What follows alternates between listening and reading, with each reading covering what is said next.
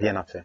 Alors, les choses avancent telles que vous le dites, mais dans le cas du Cameroun, cette digitalisation des entreprises naissantes, est-ce qu'elle peut prospérer quand on sait du moins que le taux de pénétration d'Internet est encore assez faible?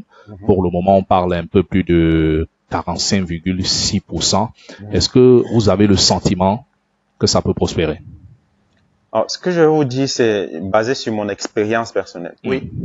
Alors, j'ai fait 12 ans dans une entreprise et j'étais dans le secteur du réseau électrique. Oui. Notre travail, pour moi, au départ, c'était de couper le courant aux gens qui n'ont pas payé.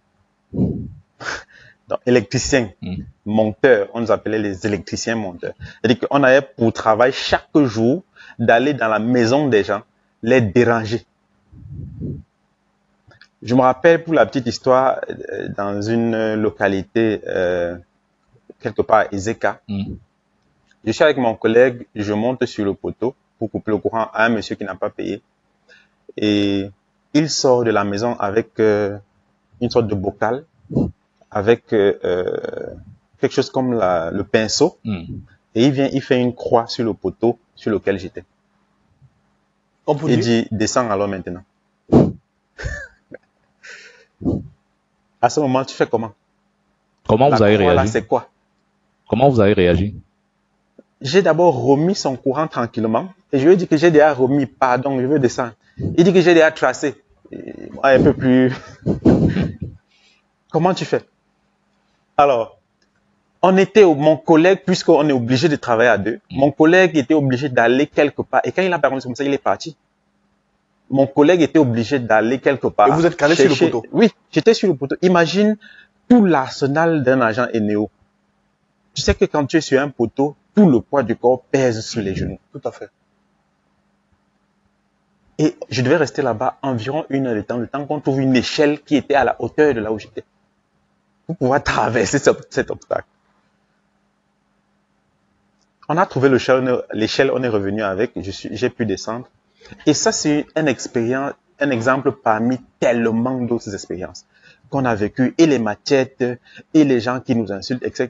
Ça veut dire que ma relation avec les clients était complètement belliqueuse. Fort. Ok. Alors, je fais 12 ans dans cette entreprise. C'est vrai que j'ai monté les échelons jusqu'à atteindre le niveau de directeur gérant de l'entreprise. Après 12 ans, à la période de Covid, l'entreprise fait faillite. Quelle en était la cause? La mauvaise gestion. Et on pourra en reparler tout à l'heure. L'entreprise fait faillite et je me retrouve à la maison. Il y a une sorte de...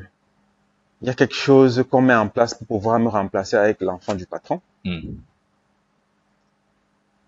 Je reste à la maison, un jour je suis en train de m'apprêter pour le boulot, on me fait savoir que tout le monde doit rester à la maison. Moi, le gérant de l'entreprise, qui était censé être la personne qui prend les décisions, qui discute avec le PDG pour prendre les décisions, on me fait savoir qu'il faut rester à la maison. Et qui vous informe, le PDG? Non.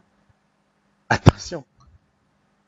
C'est quelqu'un que j'ai recruté dans l'entreprise qui m'envoie une note sur WhatsApp pour dire que voilà.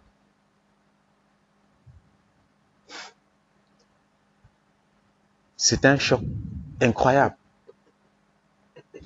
Lorsque je pars, je commence à comprendre que voilà, il faut commencer à chercher ailleurs. Je cherche d'autres emplois, on me recommande à Douala, avec une entreprise dans laquelle je suis directeur technique, etc. Je commence et je me pose une question. Comment est-ce que j'ai pu en arriver là? J'ai fait 12 ans dans une entreprise et je suis sorti de là avec les dettes parce que mon compte avec le crédit scolaire. La seule richesse que j'ai eue de cette entreprise, c'est qu'on m'a légué le véhicule de fonction que j'avais, qui a été volé quelques temps plus tard. Dans quelles circonstances? J'avais tellement déposé de demandes d'emploi pour essayer de chercher un autre boulot que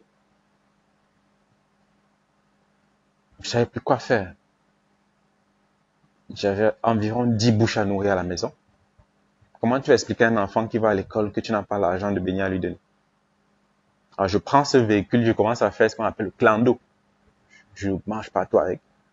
Et je réussis avec mes 5 000 et 2 000, j'arrive à la maison, je peux rationner. Et un matin, le véhicule n'est plus là, là où je l'ai garé.